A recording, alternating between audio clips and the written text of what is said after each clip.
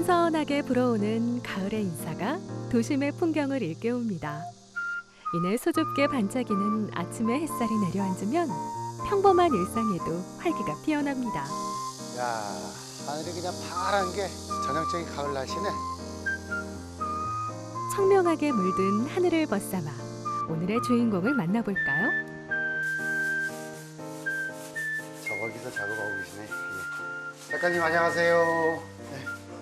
네, 반갑습니다. 예. 김일권 작가님 되시죠? 네. 예. 작가님 지금 이제 작업하고 계신데 보니까 이게 이제 뭐 기본 이제 뭐 쉽게 말해서 뭐 밑그림이라고 하나요? 그 단계인가요? 켠켠이 그 칠을 갖다가 쌓는 그런 어떤 과정이거든요. 지금요. 아, 이게 하나 그리는 게 아니라 네. 이것도 구축해 나가는 과정. 그렇게 보시면 더 편하실 겁니다.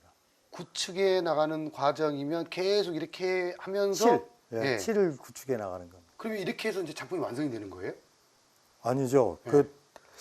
이게 계속 그러면서 완성이 되지만은 놓고 과연 뭐랄까 또 그 나름대로의 그런 어떤 감성적인 그런 어떤 그 체크 뭐 이런 것들을 해냅니다. 스스로. 그러면서 이제 그게 마지막으로 되어지면은 이제 그때 제가 이제 내놓을 만하다 그러면은 이제 그때 이제 내놓죠. 그때 이제 완성이죠.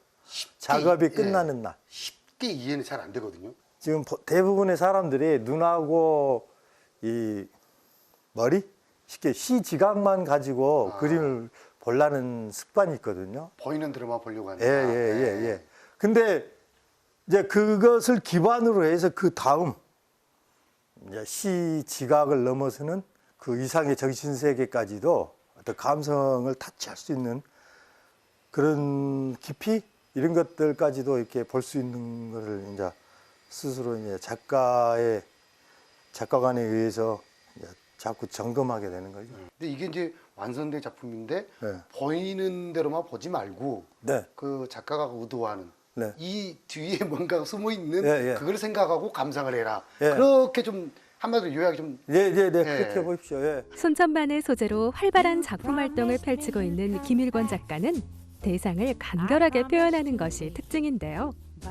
평소 관찰하며 느꼈던 찰나의 감정을 화폭에 담으려 노력하며 덧칠로 인한 색의 공간감을 나타내고 있습니다.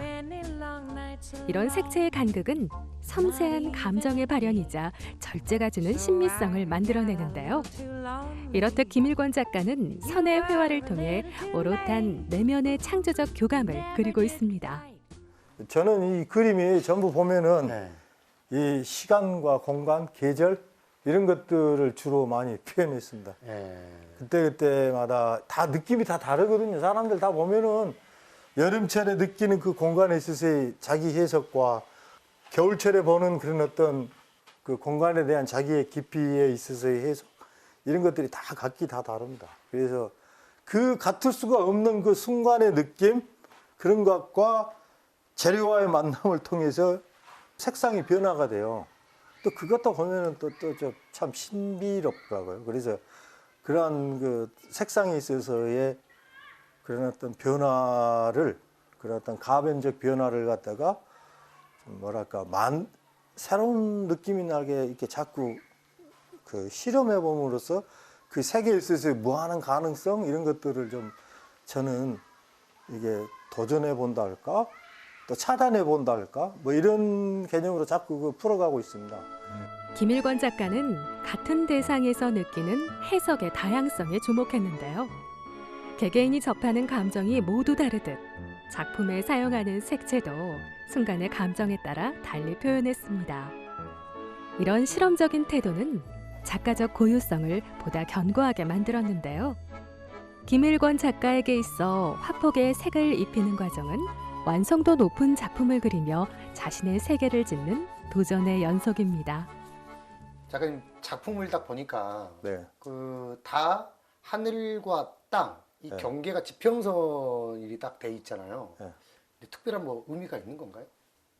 사람들의 모든 그 이야기들 자체가 이게 하늘과 땅에 있어서의 일어나는 그런 어떤 모든 그런 어떤 이야기들이 이 안에서 다 생성과 소멸이 되어지잖아요. 네. 그래서 그 호흡을 통해서 그 이야기들이 이 안에서 다 그냥 이루어지는 것입니다. 왜 그걸 막 일일이 막 화려하게 뭐 많이 묘사할 필요가 있어요? 그 간결하게 그 특징적인 것만 딱 잡아내서 그것만 가지고 그림에서 자꾸 반복되어지고 또 만들어지고 찾아내고 가치를 또 추구해내다 보면은 얼마든지 또 표현을 할 수 있는 겁니다. 네. 사람들은 왜 자꾸 많이 그리려고 하는 건지 몰라요.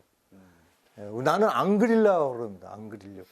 말씀 중에 좀 간결하게 표현을 하신다고 그랬잖아요. 예. 근데 여러 작품들을 보면 예. 색감들은 다 다른데 예. 하나의 작품마다 예. 그 들어가는 색채는 굉장히 단순한 색채를 예. 쓰시거든요. 네네. 예.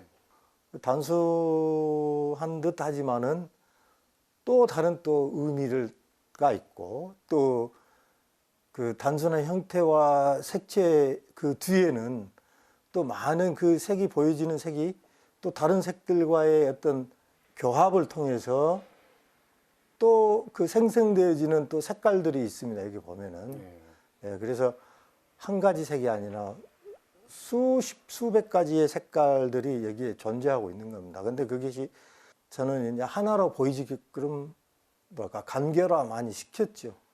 그러면서 끊임없이 색에 있어서 무수한 그런 어떤 변화, 사람들로 하여금 이렇게 시지각을 통해서 이렇게 교감할 수 있도록 그걸 이제 바꾸는 작업을 많이 했죠. 여기다. 네. 네.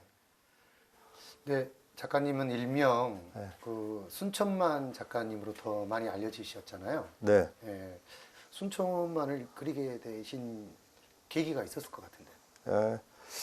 제가 어렸을 때 굉장히 좀 방황기 때 이 순천만의 그 대자연이 주는 그 포근함이 저를 굉장히 위로를 많이 하더라고요. 네. 근데 그러한 어떤 그때에 있어서 젊었을 때 그 강렬한 느낌 그런 것들이 하나의 동기가 되어져서 무엇을 그릴 것인가 이런 것들을 찾다 보니 그때가 생각이 나서 내가 내 그림을 통해서 많은 사람들이 힐링이 되어진다면은 그것보다 더 좋은 그림 뭐 없지 않을까요?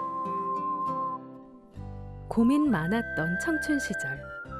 그에게 삶의 안식처가 되어준 것은 생명력 가득한 순천만이었습니다. 당시 대자연의 품에서 느꼈던 위안을 지금껏 그림에 옮겼다는 김일권 작가. 미술이란 매개체를 통해 다시금 대중에게 위로를 나누고 싶었다는데요. 이처럼 김일권 작가는 단순한 색의 조합 이면에서 다채로운 색감을 사용해 색과 색의 만남으로 새로운 의미를 탄생시키며 가치를 전하고 있는데요. 이제는 한 발 더 나아가 시각적 교감이 주는 상징성을 말하고 있습니다. 순천만이 작가님에게는 거의 일상이 되었네요. 예, 마음의 고향, 마음의 고향. 예, 자연의 고향. 주로 어떤 거를 좀 찍는 편이세요? 뭐랄까 전체적인 어떤 폼에 있어서의 변화 같은 것, 시간에 의해서 변화되어지는 것들을 이렇게 함축시킬 수 있을까? 이거하고 지금 보여지는 색하고 한 달 전쯤의 색깔과 또 한 달 후의 색깔, 뭐 2달 후의 색깔하고 변화를 느끼게끔 하는 색성에 있어서의 변화 이런 걸 만들어낼 수가 있죠. 매 순간 다르게 변하는 자연을 기록하며 그런 흐름을 캔버스에 옮긴다는 김일권 작가. 지금껏 수천 번의 순천만을 그렸지만 단 하나도 같은 작품이 없는 건 변화를 읽는 시선 때문입니다. 계속 순천만을 그리고 계시잖아요. 예. 예전 작품과 지금 작가님의 작품의 어떤 변화? 뭐 옛날에 예. 옛날에는 주로 좀 많이 사실 좀 구상에 가까운 그림이었죠. 설명이 더 많이 들어간 그림이었습니다. 근데 지금은 그 설명이 없어졌죠.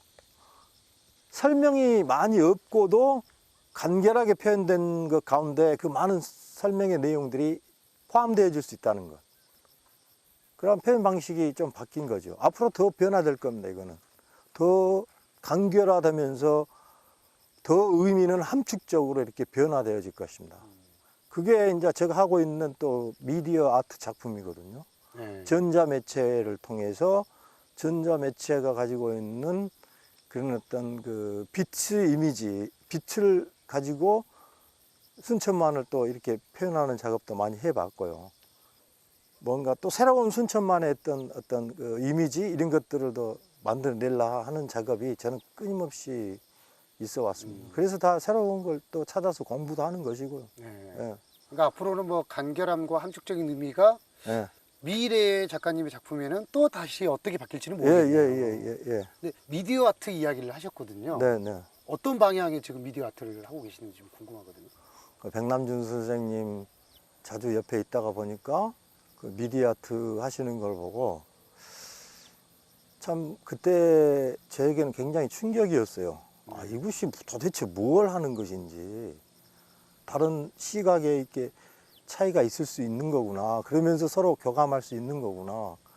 그런 것을 깨우쳤을 때, 아, 이걸 한번 이제 또 시도를 해봐야 되겠다. 나름은 또 공부를 해야 될 거 아닙니까? 그래서 새로운 차원으로 자꾸 그걸 끄집어내야 되고요. 또 예술적 작업 이런 것들이 제게는 끊임없이 이렇게 지금까지 이렇게 해왔던 것입니다. 회화적 간결함이 갖는 함축적 의미에서 나아가 새로움에 도전하는 김일권 작가. 미디어 아트를 활용한 빛의 이미지를 통해 순천만을 재해석하며 끊임없이 자기 혁신을 거듭하고 있습니다. 푸른 실록의 계절을 지나 풍요의 문턱에 들어선 순천만으로 향해 봅니다. 선들선들하게 부는 바람에 맞춰 춤추는 갈대의 몸짓 너머로 이야기꽃을 피워보는데요. 소담한 일상에서 잠시 여유를 누리는 것, 우리의 하루가 조금 더 특별해지는 순간이겠죠.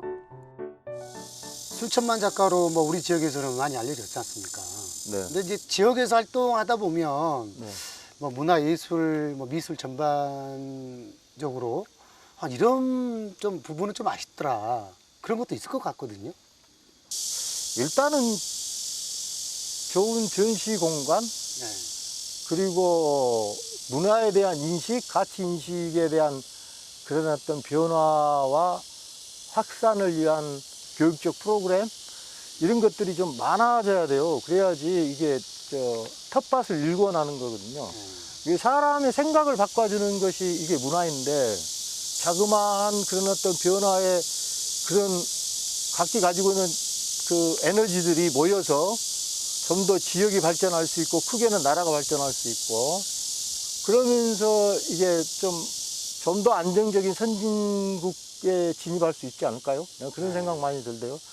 마지막으로 순천만을 사랑하고 순천만을 늘 바라보면서 네. 작품 활동을 하고 계신 네. 우리 김일권 작가님의 앞으로의 목표가 있을 것 같거든요. 네. 네. 계획이나 목표가 있으면 한마디 해주시죠. 내 개인적인 목표는 뭐랄까 이 지역에 사는 만큼 이 지역과 주변 문화에 있어서 문화적 그런 어떤 변화를 이끌어내는데 기여하고 싶어요.